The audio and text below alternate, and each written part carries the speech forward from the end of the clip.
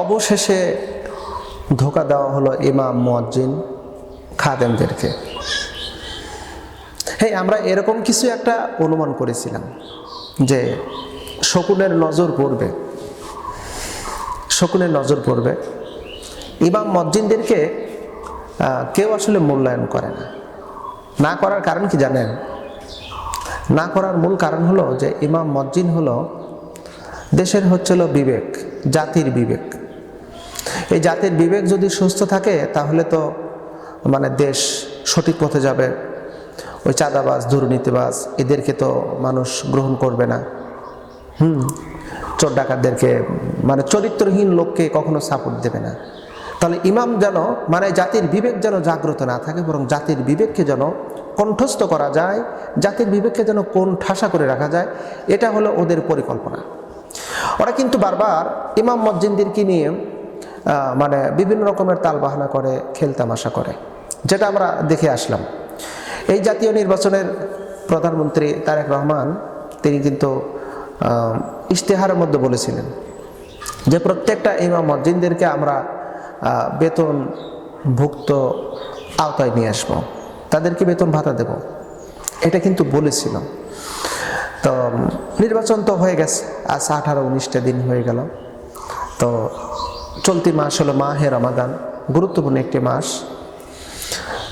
আমরা দেখতে পারলাম যে বেশ কিছুদিন আগে, অর্থাৎ 27শে ফেব্রুয়ারি অথবা 26শে ফেব্রুয়ারি হবে, তো কোনো এক মন্ত্রী, প্রতিমন্ত্রী হবে সম্ভবত, তিনি ঘোষণা দিলেন যে বাংলাদেশের সকল মসজিদের ইমাম, মুয়াজ্জিনদেরকে রমজান উপলক্ষে ভাতা প্রদান করা হবে। তো রমজান উপলক্ষে ইমাম, মুয়াজ্জিনদেরকে ভাতা প্রদান করা হবে। কোন কোন ইমাম, মুয়াজ্জিন? মানে জুমার ইমাম, মানে অর্থাৎ খতিব, 5 ওয়াক্ত নামাজের ইমাম, মুয়াজ্জিন এবং খাদেম, 4 জন। তো আমরা এই বিষয়টা যখন সোশ্যাল মিডিয়াতে আমরা ভিডিও দেখলাম বা ইলেকট্রিক মিডিয়া যখন ভিডিওটা দেখলাম, দেখার পরে আমরা একটু মনকে শান্ত করলাম যে না, সান্ত্বনা নিলাম যে নিঃসন্দেহে বুঝি এইবার ইমাম, মুয়াজ্জিনদের কপাল খুলে গেল।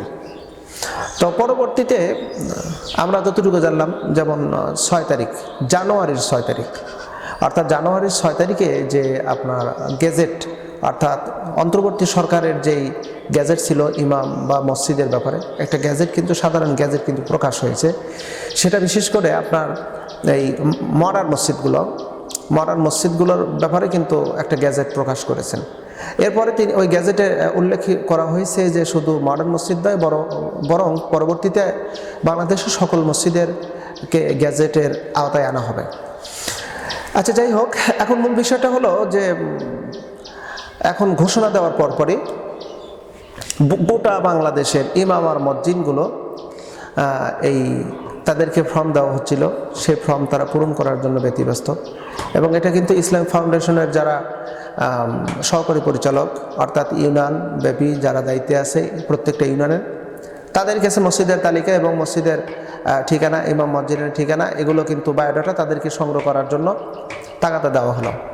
তো অলরেডি আমরা দেখতে পারলাম যে তারা কিন্তু ঘোষণা দিয়ে ইমাম, মুয়াজ্জিনের তালিকা, মসজিদের ঠিকানা A to Z পূরণ করা শেষ।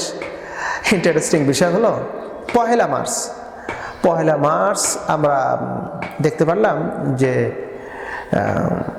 ইসলামিক ফাউন্ডেশনের যে বর্তমান ডিজি অর্থাৎ প্রধান, সে বলতেছে যে সতর্কমূলক বার্তা, আপনারা অবশ্য এটা দেখেছেন, সতর্কমূলক বার্তা হলো এটা, বাংলাদেশে কোনো ইমাম, মুয়াজ্জিন যেন আপনারা প্রতারিত হবেন না। মানে ফাউন্ডেশনের নামকরণ করে, ইসলামিক ফাউন্ডেশনের নামকরণ করে ইমাম, মুয়াজ্জিনদের কাছ থেকে ঠিকানা নেওয়া হচ্ছে, তাদের বিকাশ নাম্বার নেওয়া হচ্ছে, রকেট নাম্বার নেওয়া হচ্ছে, ইত্যাদি ইত্যাদি। এগুলো দিয়ে আপনারা প্রতারিত হবেন না। আসলে ইসলামিক ফাউন্ডেশন এই যে ইমাম, মুয়াজ্জিনদেরকে যে বেতন টেতন দেবে, এ ব্যাপারে কোনো পদক্ষেপ কিচ্ছু নেই। এগুলো আবল তাবল কথা, মানে এক কথা অনেক কিছু, আপনারা কেউ প্রতারিত হবেন না। আচ্ছা, যাই হোক, এখন এটা যখন বিবৃতি দিল, মানে পহেলা মার্চ যখন বিবৃতি দিয়ে দিল, সামাজিক গণযোগাযোগের মাধ্যমে এটা ভাইরাল হয়ে গেল। অবশ্য আমি একটা কথা অনেক আগে বলেছিলাম যে শকুনের নজর যদি পড়ে তাহলে ইমাম মুয়াজ্জিনের বেতন আসবে না। হ্যাঁ, এ কথাটি কিন্তু আমি বলেছিলাম, শকুনের নজর কিন্তু পড়েছে, এটা আমার পূর্বের কথা ছিল। অর্থাৎ যখন এই যে প্রতিমন্ত্রী যখন বলল যে ইমাম মুয়াজ্জিনদেরকে ভাতা দেওয়া হবে, তখনই আমি বলছিলাম যে না, হবে না।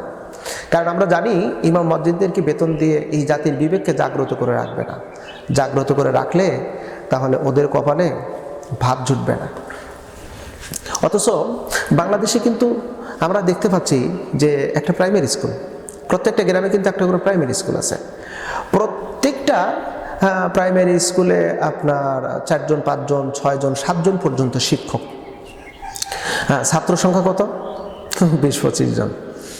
তাও আর কি সবচেয়ে বড় দুঃখজনক হলো সত্য যে এই ছাত্রদেরকে আবার ওই আলাদা কোচিং অথবা প্রাইভেট না পড়ালে তাদেরকে পাশ করানো সম্ভব হয় না। তাহলে কি বুঝতে পারছেন আপনারা?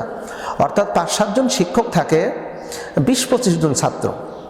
হ্যাঁ, এদেরকে আবার আলাদা প্রাইভেট না পড়ালে পারে ওরা পড়তে পারে না, এমনকি পরীক্ষায় পাশও করতে পারে না। তো 6-7 জন এই যে শিক্ষকগুলোকে দিয়ে কি স্কুলে ঘোড়ার ঘাস কাটানো হবে নাকি? অথচ তাদের পিছনে প্রতি মাসে 1.5 থেকে 2 লক্ষ করে টাকা বেতন দেওয়া হচ্ছে। 2 লাখ 2.5 লাখ এরকম প্রতিষ্ঠান আছে। তো প্রতি মাসে 1.5-2 লাখ টাকা করে আপনি বেতন দিচ্ছেন। আপনার ইমাম মসজিদদেরকে সুযোগ করে দেওয়ার অনেক সুবর্ণ চান্স আছে।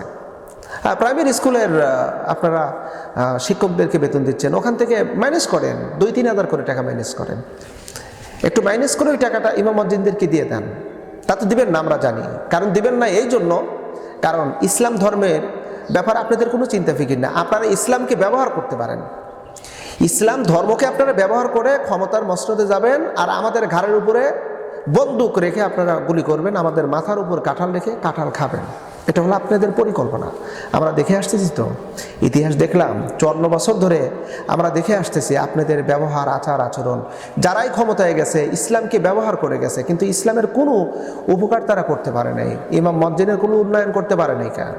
বলতে পারেন এই মডার্ন মসজিদে তো আপনি একজন ইমাম, একজন খতিব, একজন মুয়াজ্জিন, একজন মুতাআল্লি, একজন খাদেম, 4-5 জন।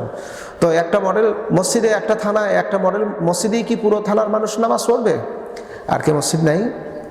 একটা করে ইউনিয়নে সর্বনিম্ন 40 থেকে 50টা করে মসজিদ আছে প্রত্যেকটা ইউনিয়নে। তাহলে গোটা বাংলাদেশে আপনি লক্ষ্য করে দেখেন প্রায় 4 থেকে 4.5 লক্ষ, 5 লক্ষ মসজিদ আছে। তো 5 লক্ষ মসজিদের ইমামদেরকে তো বেতন দিলে আপনার বেশি হবে না, কিন্তু দেওয়ার মন মানসিকতা তৈরি করতে হবে। ইসলামকে ছাড়া আপনারা যদি চলেন, লিখে রাখেন, টিকে থাকতে পারবেন না। জনাব প্রধানমন্ত্রী মহোদয়, আপনার প্রতি যথেষ্ট সম্মান রেখেই কথা বলতেছি। আপনি যেগুলো ইশতেহারে বলেছেন সেগুলো বাস্তবায়ন করেন, দেখবেন গোটা বাংলার জনগণ আপনাকে মাথায় তুলে রাখবে। কারণ আমরা জানি এই দেশের মানুষ আবেগে সামান্য কিছুটা পেলেই তারা অনেকটা ভালোবাসা দিতে পারে। আপনি দেন, একটু দেন, দিলেই সব কিছু হয়ে যাবে। প্রিয় বন্ধুরা, সবচেয়ে বড় বিষয় হলো ওই যে হাতে মূলা, এক হাতে মূলা আর এক হাতে হারিকেন। ইমাম মুয়াজ্জিনের অবস্থা হলো এক হাতে মূলা আর এক হাতে হারিকেন। ইসলামী শাসন ছাড়া কখনো ইমাম মুয়াজ্জিন কেন, কোনো মুসলমান, কোনো বিধর্মীরাও শান্তিতে থাকতে পারবে না।